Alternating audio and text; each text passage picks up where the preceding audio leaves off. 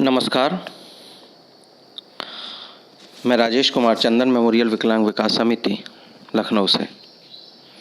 अभी तक हमने अपने ऑडियो में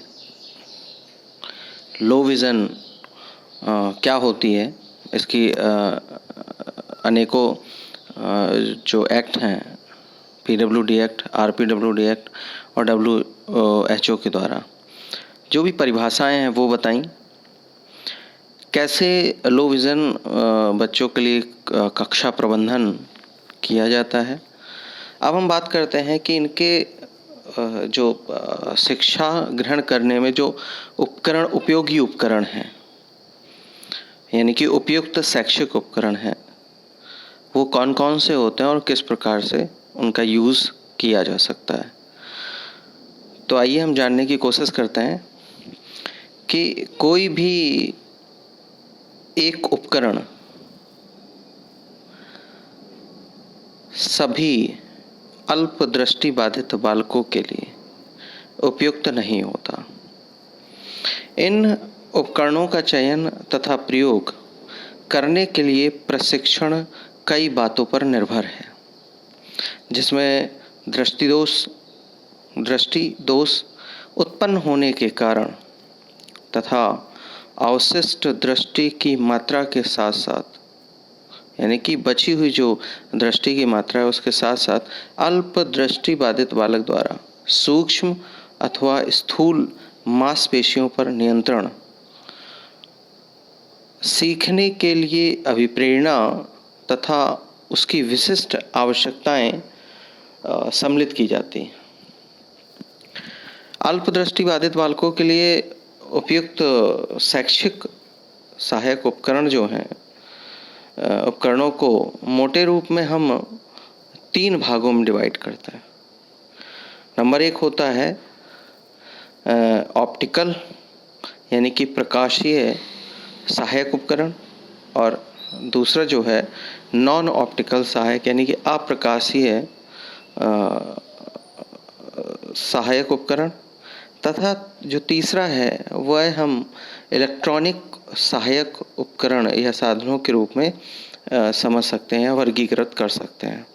अल्प दृष्टि वाले बालकों के लिए सहायक उपकरणों का चयन करने से पहले यह सुनिश्चित कर लें कि बालक की दृष्टि कितनी है या उसकी जो जांच की गई है वो जांच है या नहीं है, किसी अच्छे आई स्पेशलिस्ट के द्वारा या नेत्र विशेषज्ञ के द्वारा माध्यम से।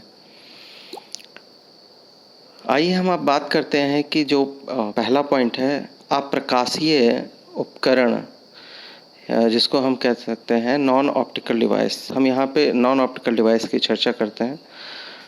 तो बहुत से अल्प दृष्टि बाधित बालक या अल्प दृष्टि वाले बालक अप्रकाशीय सहायक साधनों के प्रयोग से लाभ उठा सकते हैं। दिन प्रतिदिन की क्रियाओं को करने में भी इन उपकरणों का लाभ मिल सकता है। मतलब दैनिक क्रियाएं जो हैं उनको करने के लिए भी इन उपकरणों का लाभ मिल सकता है। यह प्रकाशीय युक्तियों के साथ अथवा उसके बिना उपयोग के किए जा सकता है। अप्रकाशीय उपकरण या जो नॉन ऑप्टिकल डिवाइसेस हैं वो निम्न प्रकार से हम बांट सकते हैं, निम्न प्रकार के होते हैं। नंबर 1 जो रहेगा वो रहेगा प्रकाश या चमक को बढ़ाने या नियंत्रित करने वाले साधन। जो चमक को जो अकॉर्डिंग टू जो लो विज़न चाइल्ड है उसके अकॉर्डिंग चमक को घटा और बढ़ा सकते हैं या लाइट को कम या कर सकते हैं। यानी कि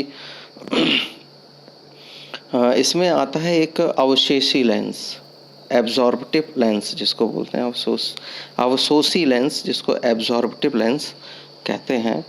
यह अत्यधिक प्रकाश अथवा चमक को नियंत्रित करने में सहायक होते हैं।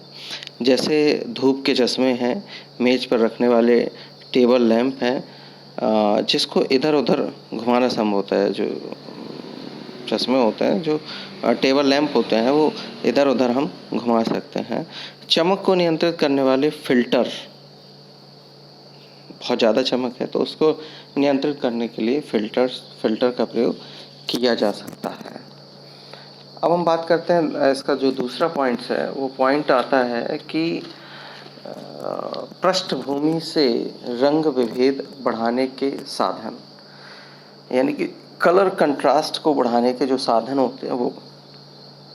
इसमें पॉइंट 1 कह सकते हैं, जैसे फिल्टर है, रंगीन और पीले फिल्टर कंट्रास्ट में सुधार के लिए इसका प्रयोग किया जाता है। कौन से रंग? नारंगी और पीले फिल्टर कंट्रास्ट में सुधार के लिए इसका प्रयोग किया जा सकता है। दूसरा जो है वो है टाइपोस्कोप। यह काले रंग का गत्ता या प्लास्टिक की सीट होती है जिसमें एक खाना कटा हुआ होता है। इसमें केवल पढ़ी जाने वाली लाइन दिखाई देती है। काली सीट अन्य सभी लाइनों को ढक देती है तथा छपे हुए पृष्ठ की चमक कम कर देती है। इसे आसानी से बनाया जा सकता है। घर पे ही टाइपोस्कोप तैयार किया जा सकता है। अब हम बात करते हैं तीसरे पॉइंट की, मोटी लाइनों वाले कागज। जिन अल्प दृष्टि या न्यून दृष्टि या लो विजन बालकों को साधारण कागज की लाइन देखने में कठिनाई होती है, उनके लिए लाइन मोटी की जा सकती है। लाइनें जो है, जो बच्चे न्यून दृष्टि वाले होते हैं, अगर देखने में साधारण कागज की लाइनों को समझने में कठिनाई हो रही, देखने में कठिनाई हो रही, तो हम उसकी लाइनें मोटी कर देते हैं। अब हम नेक्स्ट चौथा पॉइंट है, बड़े छापे वाली पुस्तक। कई अल्प दृष्टिबाधित बालकों को बड़े छापे वाली पुस्तकें पढ़ने में सहायक होती हैं और स्पष्ट दिखाई देता है बड़े छापे की जो पुस्तकें होती हैं। नेक्स्ट जो है, फेल्ट टिप वाले पेन, कलम या पेन। सफ़ेद कागज़ पर काला फेल टिप या जो हम कहते हैं मार्कर है या स्केच पेन है से लिखने में एक अल्प दृष्टिबाधित बालक को आसानी हो जाती है या आसानी हो सकती है कि अगर कुछ भी लिखावट है, अगर वो स्केच पेन या मार्कर पेन से अगर लिखा जा रहा है तो वो उस सामग्री को आसानी से पढ़ सकता है।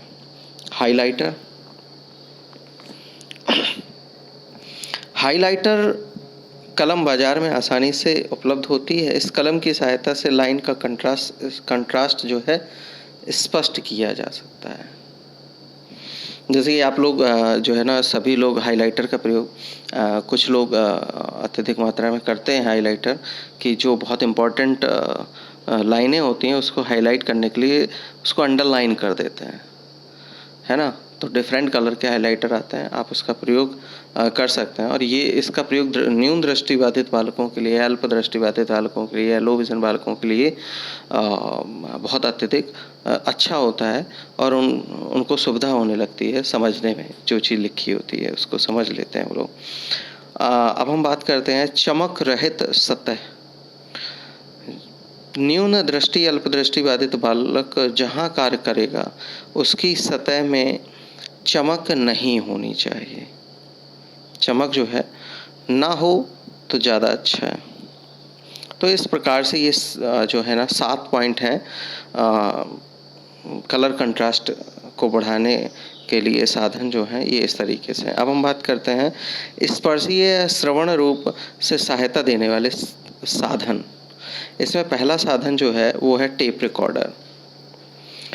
अल्प दृष्टिबाधित बालक कई बार अधिक समय तक दृष्टि का प्रयोग करके पढ़ नहीं सकते। पढ़ने के साधन के रूप में इन बालकों के लिए भी टेप रिकॉर्डर एक अच्छा साधन, श्रवण के लिए एक अच्छा साधन है।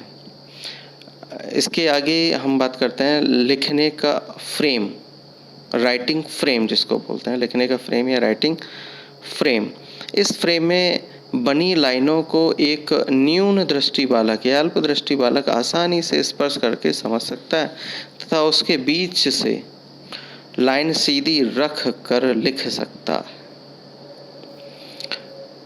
उपर्युक्त या अप्रकाशीय उपकरणों के अतिरिक्त पढ़ने के लिए स्टैंड, सफ़ेद बोर्ड, श्यामपट आदि भी न्यून दृष्टि बालकों को पढ़ने में सहायता देता है या सहायक होते हैं। तो इस प्रकार आज हमने सीखा कि अल्प दृष्टिबाधित बालक जो को पढ़ने के लिए या लिखने के लिए किस प्रकार से अप्रकाशीय उपकरण सहायक होते हैं और कौन-कौन से उपकरण प्रयोग में किए जाते हैं और कौन-कौन से होते हैं।